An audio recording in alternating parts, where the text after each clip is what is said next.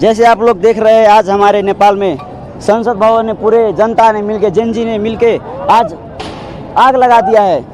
कल नेपाल पुलिस ने जितना ज्यादा किया है ना, कल कमती में 19 लोगों को, स्टूडेंट को नेपाल पुलिस ने गोली मारा, चुन चुन के गोली मारा। उसने गोली मारने का एक तरीका होता है ना, गोले मार के उसे घायल कर देने का, पर वैसा नहीं किया उसने सीधा यहाँ पर मारा है, डायरेक्ट वो मर गया है।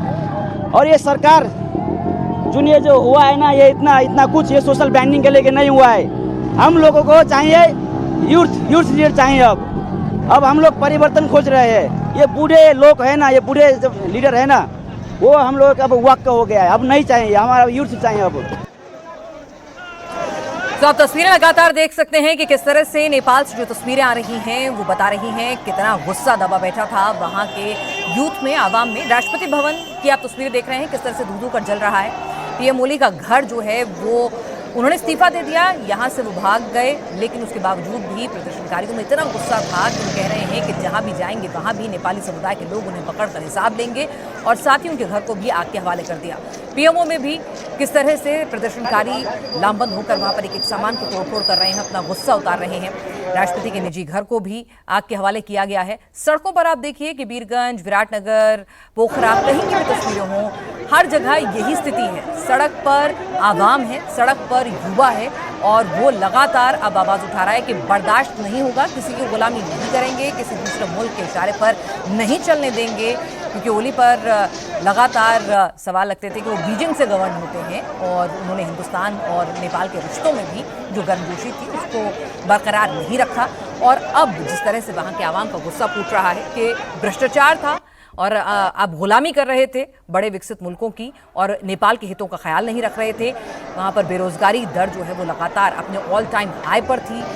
आवाम कह रहा था कि नेपो किड्स, इस पूरे नेपाल में जेनजी प्रोटेस्ट के अंदर एक शब्द बार बार आया, नेपो किड्स, यानी कि जो बड़े अधिकारी थे, जो बड़े नेतागण थे, तमाम पार्टीज में आपस में एक मिली भगत काम कर रही थी, और उनके बच्चे अच्छे से पोजीशन थे, अच्छा सब कुछ काम कर रहे थे, और यूथ जो है वो बेरोजगार था, रोजगार की तलाश में उसे दूसरे देशों में पलायन करना पड़ रहा था। तो आक्रोश इस कदर था कि एक हैशटैग भी चला नेपो किड्स, और उसके साथ ही साथ ये जो पूरा का पूरा मूवमेंट है वो आगे करप्शन के अगेंस्ट सोशल मीडिया प्लेटफॉर्म पर जो गुस्सा उतर रहा था उसको भी कर्ब करने के तौर पर उसे देखा गया।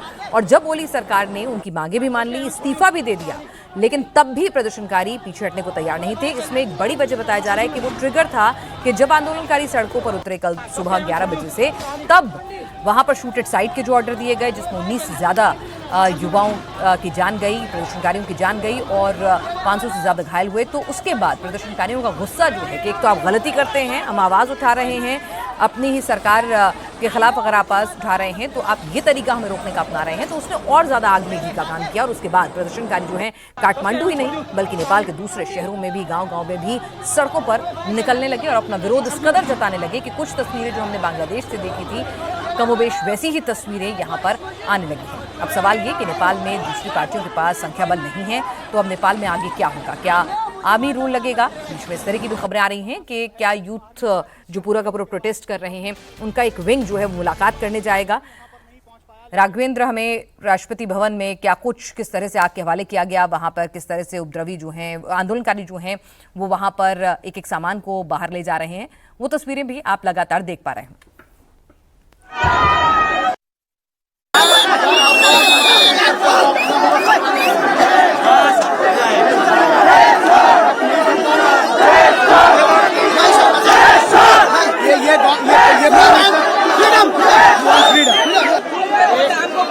एक युवा है, हमारा भाई मोरा है, इनके भाइयों की जो है वो अनायास यहाँ पर मौत हो गई है। खून चाहिए हमको। देखिए ये संवेदना, फांसी होना चाहिए, फांसी होना चाहिए सबको।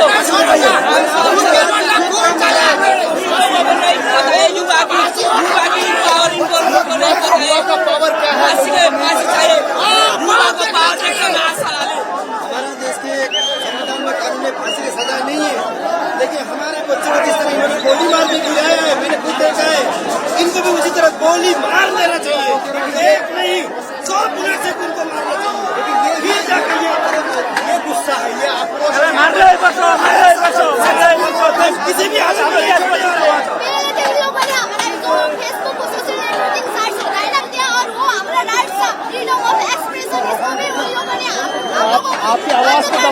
कोशिश की। ये लोग ने गणतंत्र लाया था इस देश में, इसलिए कि बोलने के लिए मिलेगा, लेकिन जब हम बोल रहे हैं तो हमारी आवाज दबाने की जब आवाज को दबा दिया जाता है, जब मासूमों को मार दिया जाता है, तो फिर गुस्सा कैसा फूटता है? देखिए आप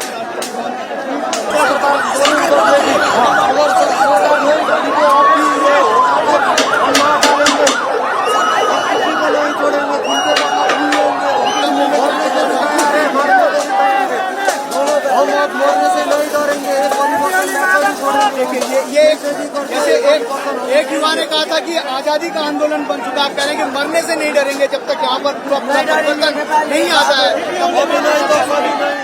नेपाल में जेनजी का गुस्सा भ्रष्टाचार और घोटालों में घिरी सरकार के खिलाफ फूटा। लगातार दूसरे दिन आप देखिए नेपाल से किस तरह की तस्वीरें आ रही हैं। प्रोटेस्ट लगातार जारी है। इस्तीफा हो गया है, ओली खुद देश छोड़कर भाग गए हैं, लेकिन फिर भी गुस्सा शांत होने का नाम नहीं ले रहा है। प्रदर्शनकारियों ने नेपाल के वित्त मंत्री विष्णु पौडेल को दौड़ा कर पीटा है। काले कोट में जो शख्स आपको भागता हुआ नजर आ रहा है वो विष्णु पौडेल है, जो थोड़ी देर पहले तक नेपाल के वित्त मंत्री थे, जिन्हें लोग जैसे ही उन्हें मिले और उन्हें दौड़ा कर पीटा। वित्त मंत्री विष्णु पौडेल भीड़ के चंगुल से निकलकर भागने की कोशिश करते हैं तो आगे एक प्रदर्शनकारी ने उन्हें ऐसी लात मारी कि वो चारों खाने चित हो जाते हैं। प्रदर्शनकारियों ने उन्हें दबोचा और जमकर उनकी पिटाई की। तो जरा देखिए कि नेपाल के कुछ देर पहले के वित्त मंत्री हैं, लात मारते हैं, नीचे गिराते हैं और फिर देखिए किस तरह से उन्हें दौड़ा कर पीटा जाता है। तो आप गुस्सा देखिए, आक्रोश देखिए और वहां पर नेपाल की स्थिति देखिए सड़कों की, कि आर्मी भी उतरी हुई है, पुलिस भी है, पुलिस से तो नाराजगी भी है, तो उसके बावजूद भी हालात काबू में नहीं आ रहे। इस्तीफा दे दिया है तो आप क्या चाहते हैं कि आप इस बात से संतुष्ट हैं कि प्रधानमंत्री ने इस्तीफा दे दिया है? हमारा माग प्रधानमंत्री को इस्तीफा देने के लिए हमने यो आंदोलन मूवमेंट नहीं कर रहा है, क्योंकि हम जो मांग है कि भ्रष्टाचार रोकना चाहिए, नेपोटिज्म रोकना चाहिए। इसके लिए हमारा आंदोलन सशक्त रूप में हुआ है।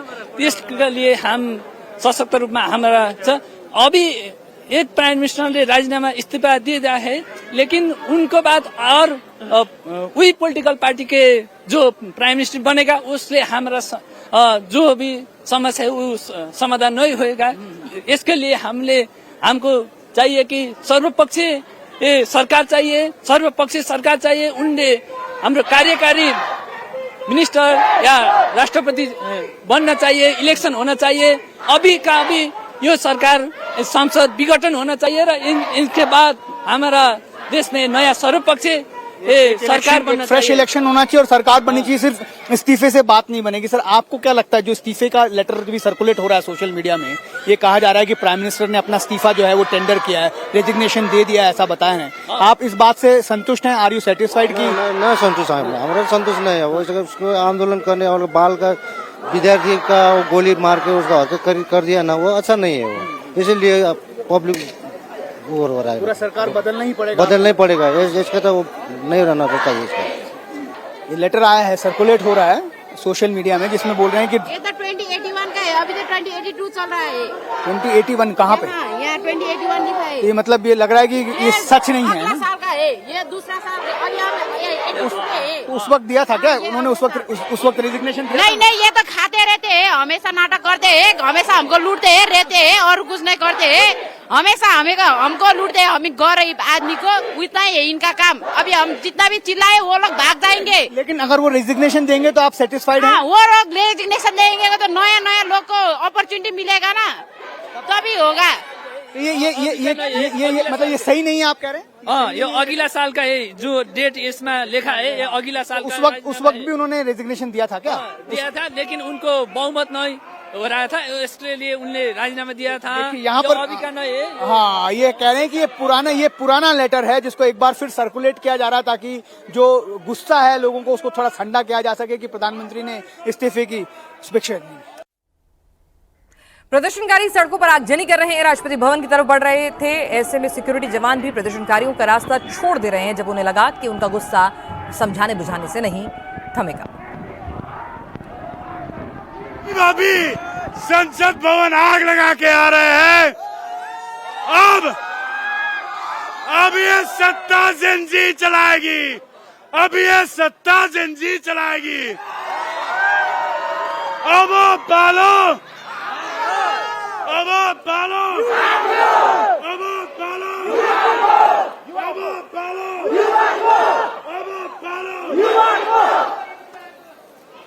राष्ट्रपति बाटो छोड युवा यहाँ आउँदैछ राष्ट्रपति बाटो छोड युवा यहाँ आउँदैछ राष्ट्रपति बाटो छोड युवा यहाँ। देखिए यहाँ पर अभी अभी एक युवा ने इस बात का ऐलान किया है कि जो नेपाल की पार्लियामेंट है उसके हिस्से को आग के हवाले किया गया है और ये कह रहे हैं कि अब सत्ता जो है वो जेनजी के हाथों में दे दी चाहिए। साथ में ये भी कहा जा रहा है कि जो राष्ट्रपति भवन है उसमें भी कहा जाए कि राष्ट्रपति उस जगह को खाली कर दें क्योंकि युवा जो है उनकी तरफ अब कूच कर रहे हैं। तो एक एक हम देख रहे हैं कि एक के बाद एक जो है यहाँ पर ऐसी खबरें सामने आ रही है जिसमें ये जो दबाव बनाया गया है युवाओं की तरफ से कि अब इस सरकार को जाना होगा, उस तरफ एक और कदम जो है बढ़ाता हुआ अब दिखाई दे रहा है। आप देखिए किस तरह से जो एक बार फिर जो है मुख्य रास्ते पर आग देने की कोशिश यहाँ पर की जा रही है और उस जगह के आसपास तक पहुंचाया जा रहा है जहां से राष्ट्रपति।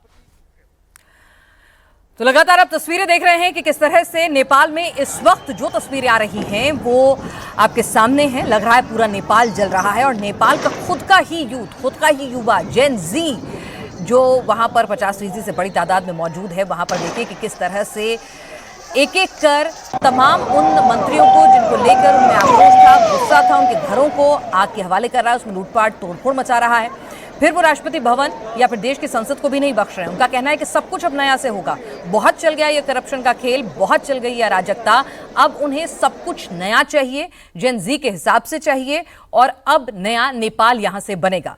और आपको बता दें कि जो आंदोलन की आंच थी काठमांडू से शुरू हुई, लेकिन देखते ही देखते पोखरा, भरतपुर, जनकपुर, विराटनगर, बीरगंज हर जगह पहुंच गई है। और यहाँ पर देखिए कि यहाँ पर इस पूरे के पूरे प्रदर्शन में आपको युवाओं की तादाद सबसे ज्यादा नजर आएगी और इसीलिए इसे कहा जा रहा है कि ये प्रदर्शन जो है वो जेन जी का प्रदर्शन है। और ये प्रदर्शन दरअसल कई लोग ये भी कह रहे हैं कि भाई अचानक से कि सिर्फ 26 ऐप पर सोशल मीडिया प्लेटफॉर्म्स पर बैन लगता है तो इतना बड़ा प्रदर्शन कैसे हो गया। दरअसल इस प्रदर्शन के पीछे लगातार युवाओं का गुस्सा था जो सोशल मीडिया प्लेटफॉर्म्स पर निकल भी रहा था। ओली सरकार के खिलाफ लगातार वहां पर लोगों में आक्रोश था, युवाओं में आक्रोश था कि नौकरियां लगातार कम होती जा रही हैं। वो आरोप लगा रहे थे कि कुछ ही क्रीमी लेयर्स के जो बच्चे होते हैं, नेपो किड्स, यानी कि जिनके बाप दादा कुछ अच्छा कर रहे हैं, चाहे वो फिर इंडस्ट्री में हो, नौकरियों में हो, सरकार में हो, अधिकारी हो, उन्हीं के बच्चों को अपॉर्चुनिटीज मिल रही थी। तो हैशटैग नेपो किड्स भी एक लगातार ट्रेंड कर रहा था। फिर काठमांडू के मेयर जो हैं उन्होंने भी इस पूरे आंदोलन को अपना समर्थन दिया, एक एनजीओ का समर्थन था। उसके बाद जिस तरह से आंदोलन फट पड़ा, जब सोशल मीडिया प्लेटफॉर्म्स जिन्हें इस्तेमाल किया जा रहा था अपना गुस्सा, एग्रेशन, अपना आक्रोश दिखाने के लिए, जब वहां पर भी बैन लगा तो उसके बाद ये आंदोलनकारी सड़कों पर उतर आए। आंदोलन चल रहा था, अपनी तरफ गुस्सा था, लाखों की तादाद में नेपाल के युवाओं की भीड़ सड़कों पर उतर रही थी। वो लगातार सरकार को हटाने की मांग कर रहे थे और आरोप लगा रहे थे भ्रष्टाचार के।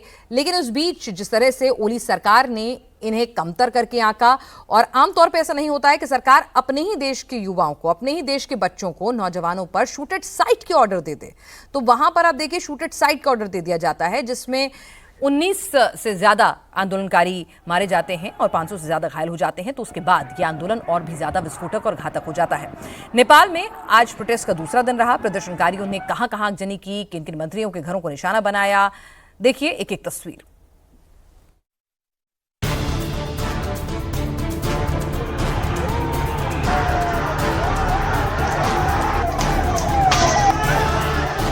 ये केपी ओली का घर है जो थोड़ी देर पहले तक नेपाल के प्रधानमंत्री थे।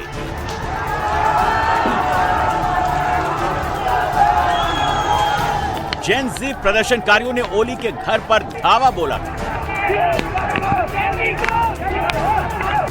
इस्तीफे के बाद ओली को सेना ने सुरक्षा घेरे में ले लिया है।